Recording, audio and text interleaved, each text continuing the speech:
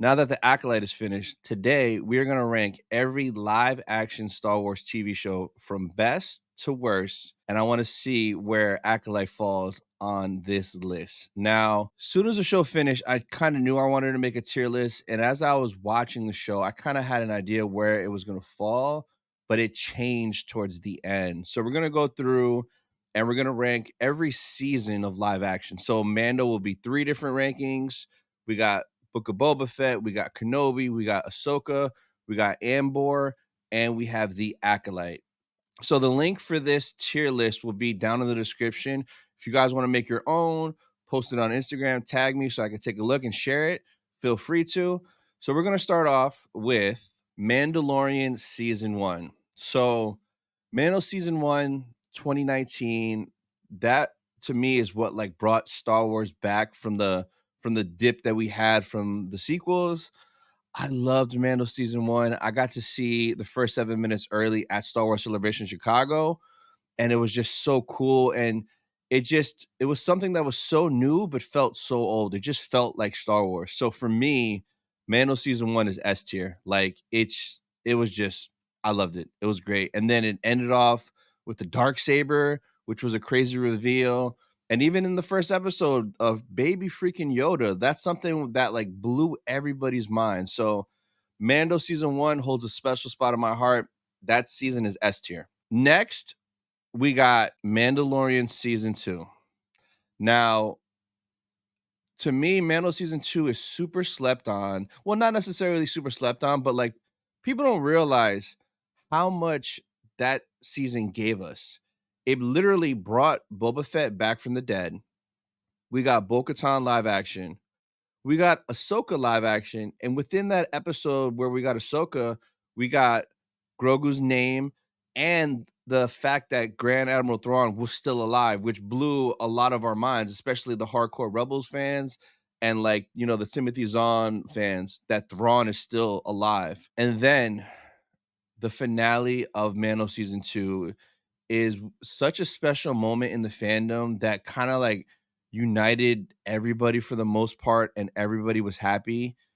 The return of Luke Skywalker being a badass right after Return of the Jedi, that was the Luke that I expected in the sequels that we didn't get, was the Luke that we got in Mando. And that was just such a beautiful thing. So, of course, Mando Season 2 is S tier. It'll definitely be in front of Season 1 of Mando.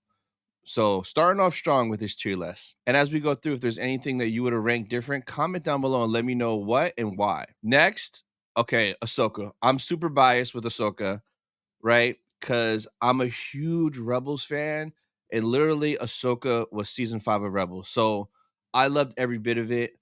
I grew up on the prequels. I saw all the prequels in theaters.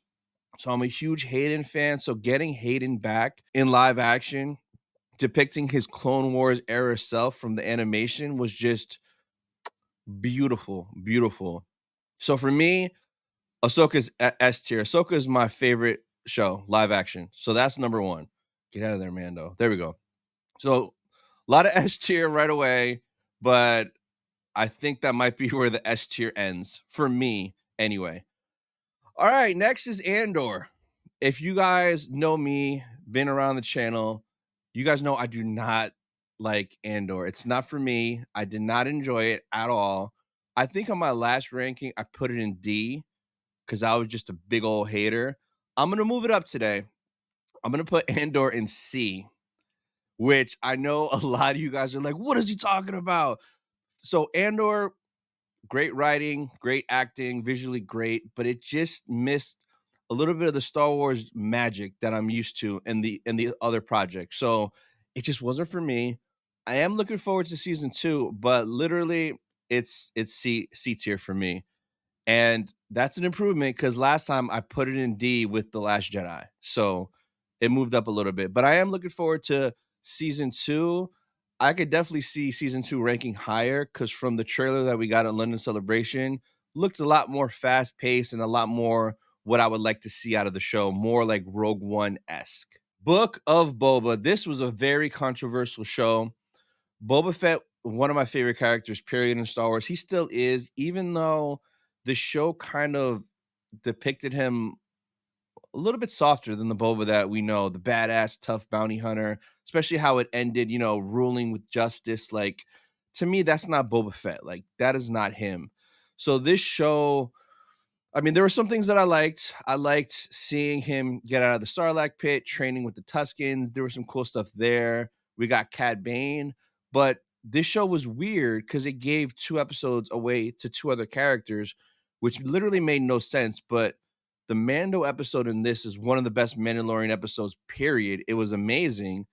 And then we got Luke freaking Skywalker hanging out with Ahsoka Tano, like mind blowing, mind blowing. Luke training little Grogu. I would put this in B for sure. In B, if it didn't have those 2 episodes, it could be a different story because then we would get 2 more Boba Fett episodes, and I don't know what would happen in those episodes. So I'm gonna put it in B, and it's mainly because those 2 really strong episodes with Mando and with Luke. All right, Mando season 3. It wasn't my favorite season of Mando. It was a lot different than what we got in the first 2 seasons. There were some cool things in it, right? Like the Mythosaur and all this other stuff was pretty cool. But for me, it just felt inconsistent throughout the whole season. I kind of was lost on what the point was, what the story was until like episode 5 or 6 when Moff Gideon escaped, and then we realized, okay, we're trying to get Moff. He's back in the picture. So I'm gonna have to put it in C. Mando season 3 is gonna be down in C for me, past Andor. And you guys know that I'm not an Andor fan, but Mando's, yeah, it's back there. Next is Obi Wan Kenobi. So I enjoyed parts of the show. It was great having Hewan back, having Hayden back. They came back to Star Wars. They were pumped. They were getting the recognition they deserved. And pretty much all the scenes with them in it, I enjoyed. It was just the added extra stuff that I wasn't a fan of. Like, nobody was here to see Riva or any of these other Inquisitors, anything else. We were here to see Hayden and Hewan, Obi-Wan and Vader, the rematch of the century. So it did disappoint. It should have been S tier. It should have been a home run, but it still has a special place in my heart and always will, just because of this. Hayden and Hewan came back. We got more Hayden and Ahsoka. Supposedly in Ahsoka season 2, we might get more Hayden. So I'm gonna put Kenobi in front of Book of Boba in B. Now, the Acolyte. Some people love this show. It might be S tier. Some people hate the show. It might be D tier. So for me, while I was watching the show, there were things that I liked. There were things that I didn't like. But in my mind, I was always like, well, it's better than Andor because that's how I compare everything to Andor. But then after episode 7, I was kind of really disappointed with that episode. I was like, there's no way I could rank this above Andor. There's no way. Like, it's such a disappointment. Acolyte for me is gonna be nah. So it'll be in C. I'll put it right behind Andor and Mando season 3. Yeah, I'd rather watch Acolyte than Mando season 3. Yeah, that's a tough one actually. No, I think I like Acolyte better than Mando season 3. Mando season 3 is at the bottom. This is my tier ranking for live action Star Wars show. S tier, we got Ahsoka, Mando season 1, Mando season 2. B tier, Kenobi and Boba. C tier, Andor, Acolyte, and Mando season 3.